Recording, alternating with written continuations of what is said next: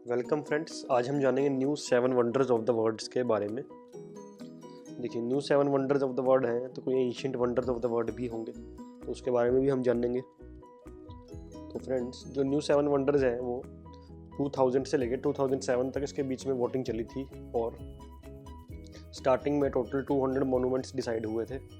उसके अंदर से फ़िल्टर होके फिर 77 रह गए, 77 में से 21 और फिर 21 में से फाइनली 7 मॉन्यूमेंट्स को new 7 wonders of the world में कंसीडर्ड किया गया।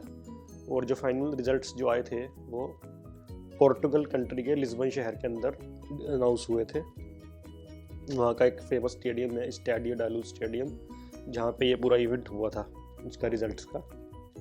तो friends, new 7 wonders of the world के बारे में अब हम एक एक करके जानेंगे। तो सबसे पहला फ्रेंड्स जो वंडर हम जानते हैं इसका नाम होता है कोलोजियम। अब ये कोलोजियम है कहाँ पे? तो फ्रेंड, जो इटली कंट्री है एक रोम शहर है, वहाँ पे ये कोलोजियम है। तो कोलोजियम क्या चीज़ होती है फ्रेंड्स जी? तो देखिए फ्रेंड्स, आप देख सकते हैं एक तो राउंड शेप में बना हुआ है और इसके कई सारे दरवाजे हैं, खुले दरवाजे हैं। तो बेसिकली एक टाइप का ये जो है वो एम्फी थिएटर है, जैसे ओपन एयर थिएटर होते हैं ना, उस टाइप से आप इसको कह सकते हैं। तो वंडर क्यों है, इसको 7 वंडर्स में क्यों रखा गया?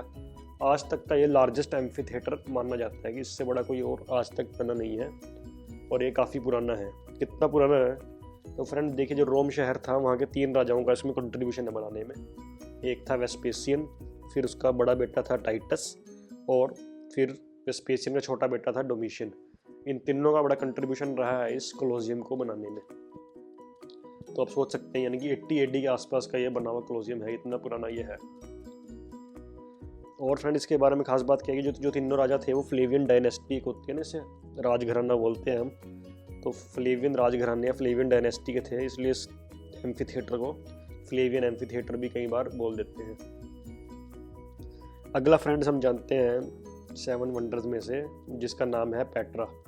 पेट्रा कहाँ पे है? पेट्रा जॉर्डन एक कंट्री है, वहाँ पे ये पेट्रा पड़ता है। अब फ्रेंड्स, पेट्रा देखिए एक सिंगल कोई मॉन्यूमेंट नहीं है, बल्कि ग्रुप ऑफ मॉन्यूमेंट्स है, एक शहर है बल्कि जॉर्डन देश में, जो 300 BC के आसपास ये सारे बनाए गए थे। और इसमें कई सारे फेमस मॉन्यूमेंट्स हैं शहर पेट्रा शहर के अंदर, जैसे कि जो सबसे फेमस यहाँ का है वो है अल खजनी टेम्पल। इसके अलावा एल नज़र थिएटर, ये भी एक टाइप का ओपन एयर थिएटर है। इसके अलावा फ्रेंड्स यहाँ पे आते हैं कसर अलबिल टेम्पल और अर्न टॉम्स। तो ये और भी कई फेमस स्ट्रक्चर्स इस शहर के अंदर है। तो ये 4 जो सबसे ज़्यादा फेमस जो टूरिस्ट जहाँ पर जाते हैं। और इन सब में भी जो सबसे फेमस है वो है अल खजने टेम्पल, जो कि आप स्क्रीन पर अपने देख सकते हैं। अब अल खजने जो है एक अरेबिक वर्ड है, जिसका हिंदी या उर्दू में मतलब होता है खजाना और इंग्लिश में क्या मतलब होता है? ट्रेजर। यानी कि ऐसा माना जाता है वहाँ के लोगों के द्वारा कि यहाँ पे कोई बेशकीमती खजाना अंदर पड़ा है, इसलिए इसका नाम इसको उन्होंने अल खजने टेम्पल दिया। फ्रेंड्स, फिर अगला मॉन्यूमेंट हम जानते हैं या अगला वंडर हम जानते हैं, जिसका नाम होता है चिकन इट्ज़ा, जिसे 600 AD के आसपास बनाया गया था। अब ये पड़ता कहाँ पे है, कौन से देश में है ये? तो फ्रेंड्स, ये है मैक्सिको की कंट्री है, उसकी एक स्टेट पड़ती है युकाटन, उसके अंदर ये चिकन इट्ज़ा है। अब चिकन इट्ज़ा भी फ्रेंड्स कोई एक सिंगल मॉन्यूमेंट नहीं है, बल्कि ग्रुप ऑफ मॉन्यूमेंट्स है, जिसमें सबसे जो फेमस है स्ट्रक्चर वो होता है टेम्पल ऑफ कुकुलकन या डी पिरामिड, जो आप अपनी स्क्रीन के ऊपर देख सकते हैं। पिरामिड शेप का बना हुआ है, इसके ऊपर मल्टीपल स्टेयर्स बनी हुई हैं। और जब ये बना था तो वहाँ के जो लोग थे उन्हें माया लोग बोलते थे, माया पीपल। उन्होंने इस टेम्पल को बनवाया था, टेम्पल ऑफ कुकुलकन। अगला फ्रेंड्स हम जानते हैं वंडर, जिसका नाम होता है Christ the Redeemer. Basically Jesus Christ का ये बहुत बड़ा स्टैचू है कहाँ पे? ये ब्राज़ील कंट्री का रियो डे जनेरियो एक शहर है, उसके अंदर ये क्राइस्ट का स्टैचू बना हुआ है। क्या खास बात है इस जीसस क्राइस्ट के स्टैचू में? अच्छा, सबसे पहले देखिए, एक तो 1922 से 1931 के बीच ये बना था। और कितनी हाइट का स्टैचू है ये फ्रेंड? इसकी टोटल हाइट जो जीसस की इसमें है 30 मीटर्स, और जिस स्ट्रक्चर के ऊपर, जिस बेस के ऊपर वो बना हुआ है, उसकी हाइट है 8 मीटर। तो टोटल आप कह सकते हैं कि टोटल 38 मीटर्स का ओवरऑल एक स्टैचू हो गया। अच्छा, उससे भी ज़्यादा खास बात है कि ये एक पहाड़ी के ऊपर बना है जिसकी हाइट 700 मीटर्स है। कोर्कोवेडो माउंटेन उसको बोलते हैं, इस वजह से ये एक 7 वंडर्स में आता है। अगला वंडर फ्रेंड्स हम जानते हैं, वो जानते हैं हम पेरू कंट्री के अंदर है, और उसका क्या नाम है? कुज्को, वहाँ पे एक जगह है और वंडर कौन सा है यहाँ पे, वंडर का नाम है माचू पिचू। फ्रेंड ये है क्या, जो कि आप स्क्रीन पे देख भी सकते हैं, एक टाइप का सीटाडल है। सीटाडल किसी भी हम स्ट्रक्चर को बोल देते हैं, या तो कोई महल हो या तो कोई फोर्ट हो या कोई भी इस तरह का स्ट्रक्चर जो बना होता है ना, इसको हम सीटाडल बोल देते हैं। तो ये माउंटेन के ऊपर ही बना हुआ है सीटाडल माचू पिचू, और 1450 AD के आसपास इसको बनवाया गया था, तो इसलिए कि 7 वंडर्स में आता है। अगला फ्रेंड वंडर्स हम जानते हैं, आप समझ ही गए होंगे मैं कौन सा। चाइना के अंदर एक ही वंडर है, कौन सा, the great wall of China.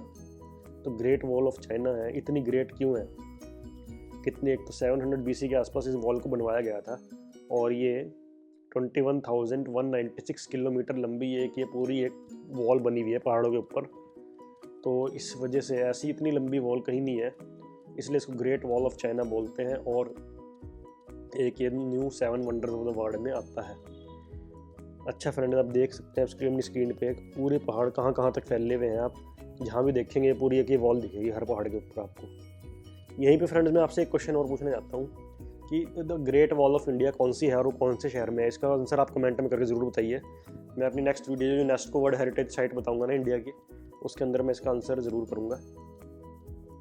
तो फ्रेंड्स अब हम चलते हैं अगले वंडर के ऊपर। अगला वंडर कौन सा है?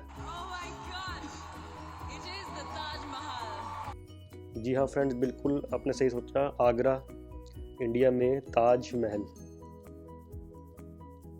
ताजमहल के बारे में आप कुछ बातें तो जानते ही हैं, जैसे कि ये यमुना नदी के किनारे बना हुआ है, वाइट मार्बल से बना है पूरा का पूरा, ठीक है।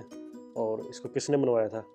मुगल एम्परर शाहजहां ने बनवाया था अपनी वाइफ मुमताज़ महल की याद में। 1631 के आसपास इसको कमीशन किया गया था।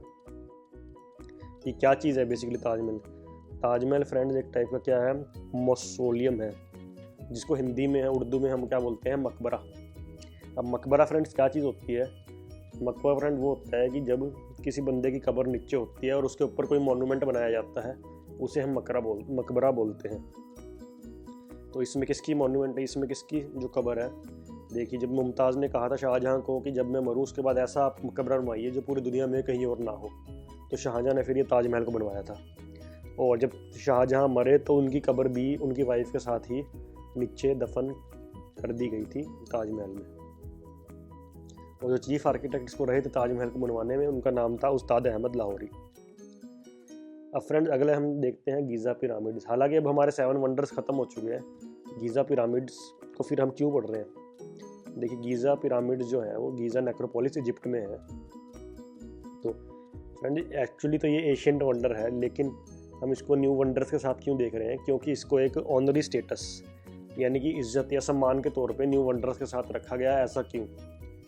क्योंकि फ्रेंड जो एंशिएंट वंडर्स थे ना 7, उसमें से सिर्फ ये गीज़ा के पिरामिड्स ही हैं जो अभी तक सर्वाइव कर रहे हैं। बाकी जो 6 के 6 वंडर्स हैं वो ख़त्म हो चुके हैं। या तो आपको वो किसी ड्राइंग में दिखेंगे या उसका कोई डुप्लीकेट मॉडल दिखेगा, असली में आप जाके वो कहीं नहीं देख सकते। जैसे कि कुछ मैं आप बताता हूँ आपको एंशिएंट वंडर जो बाकी 6 वंडर्स हैं, colossus of Rhodes, statue of Zeus Olympia, lighthouse of Alexandria, tomb of Mausolus, temple of Artemis, या फिर हैंगिंग गार्डन ऑफ बेबीलोन।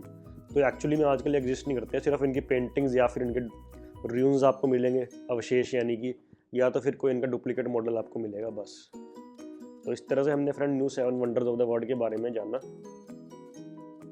तो इसमें से सबसे पुराना जो वंडर कौन सा है एंशिएंट न्यू वंडर्स में से भी, the great wall of China, वो 700 BC के आसपास बनी थी। तो क्राइस्ट रिडीमर का स्टैचू 1931 में बनवाया गया था।